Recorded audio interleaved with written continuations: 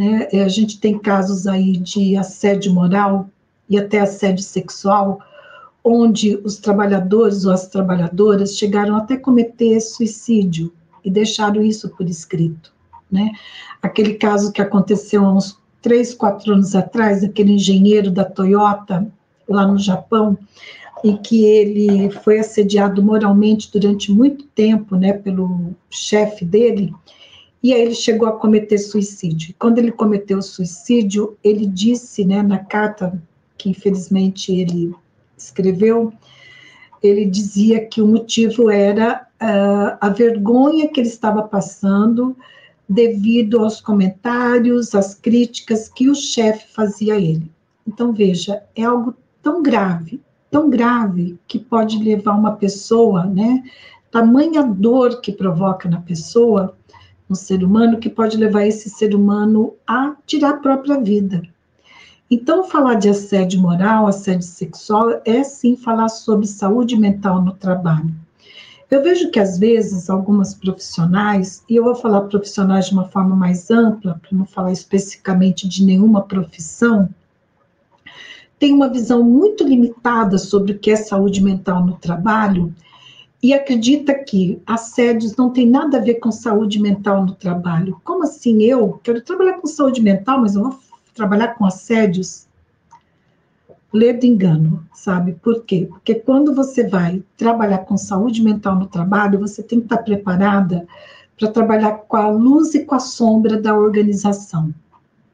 Porque lembra, a gente não vai fazer psicoterapia quando a gente trabalha com saúde mental no trabalho na consultoria. Nós trabalhamos com a organização, com o sistema organizacional. A gente não fica com foco no individual. O foco no individual é da psicologia clínica e que faz muito bem e que é importante, ok? Mas eu estou falando da consultoria, que é uma atividade que eu exerço há 22 anos. Na psicologia organizacional e do trabalho, eu trabalho há 37 anos, sempre nessa área organizacional e nesses 22 anos, últimos 22 anos na consultoria. Então, falar de assédio moral e sexual no trabalho é falar, sim, de saúde mental no trabalho. Se você tinha dúvidas sobre isso, então amplia aí a tua percepção, a tua consciência, porque nós estamos falando de saúde mental no trabalho. E aí, esse número que eu trouxe para você, né, de 2020 a 2023, 419.342 ações trabalhistas envolvendo assédio moral e assédio sexual. E ainda falando um pouquinho sobre números, né, para você ter o panorama, eu sempre gosto de primeiro falar um pouquinho do panorama, assim, de que contexto é esse que nós estamos vivendo em relação ao tema que eu vou abordar. Sim, infelizmente, o assédio sexual, ele tem uma questão de gênero, tá? As mulheres sofrem mais assédio sexual do que os homens.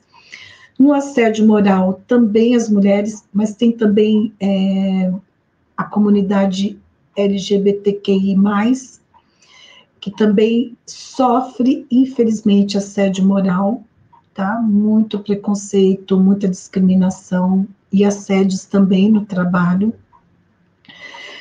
Quando a gente fala em canais de denúncias, né, que tem para o assédio moral e sexual, né, 52% dos profissionais que denunciam são vítimas de assédio no Brasil, e 12%, somente 12% das vítimas denunciam o assédio sofrido. Veja, ainda é um número muito pequeno, né? Porque a ação trabalhista, ela ocorre depois que essa pessoa se desligou da empresa. Então, muitas vezes ela não quer fazer a denúncia para o canal de denúncia enquanto ela está ali na empresa, muitas vezes por medo de ser demitida, de retaliação, enfim.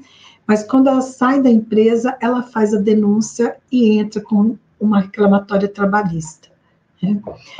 Alguns outros números aqui que eu acho que é importante a gente trazer, deixa eu ver aqui, né?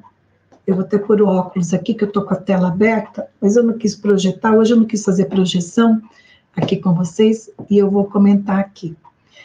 Assédio não é denunciado, e os resultados da pesquisa feita pela URGS do Rio Grande do Sul vai falar que menos de 10% das pessoas assediadas denunciam, E aí, por quê que menos de 10% denunciam?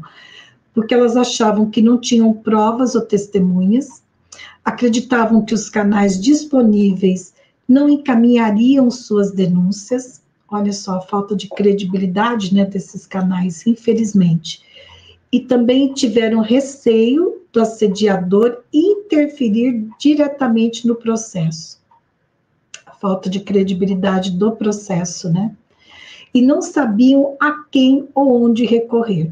Também tem essa falta de informação em relação aos assediados, assim, onde que eu recorro? Para quem eu recorro? Né, quando eu sofro um assédio no trabalho. Então, isso é uma pesquisa, esse dado é de uma pesquisa da URGS, né, que é uma instituição da Universidade Federal do Rio Grande do Sul, né. Quando a gente vai, nós enquanto psicólogas vamos trabalhar com esse tema nas organizações, é importante que a gente lembre que a gente não vai trabalhar com aspecto legal, né? Quem trabalha com aspecto legal são os advogados.